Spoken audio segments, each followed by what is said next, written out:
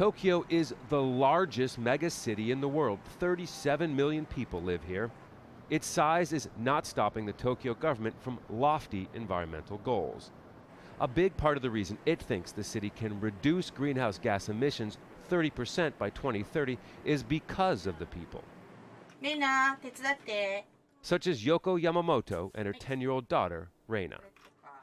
Yoko travels the world for work and is surprised how less environmentally friendly other big cities are. I was not aware that this was not something that's common. This is the man who wants everyone in the city to be part of the plan to become the world's most sustainable megacity. Our city is so rich and the people are so environment oriented. So for me it's easy to, they pursue the people.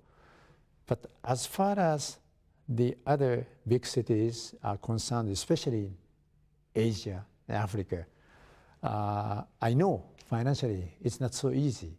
He also says cities in developing nations need to spend money now on environmental projects. If they don't, it's going to cost much more in the long run. The governor of Tokyo, within just 14 years, wants 200,000 hydrogen vehicles like this on the city streets and 150 hydrogen refueling stations. Right now, there are only 13. Ambitious goals for this technology that is just starting out. To push those numbers, city government leaders are offering cash incentives to both consumers to buy hydrogen cars and companies to build refueling stations. The city plans to reduce energy consumption 38% by 2030.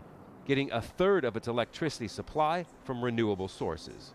Tokyo government has a long history of having a good, strong leadership dating back from 1990. So since then, they were really determined to implement good climate policies. Whereas national government, we did have how many prime ministers in these times?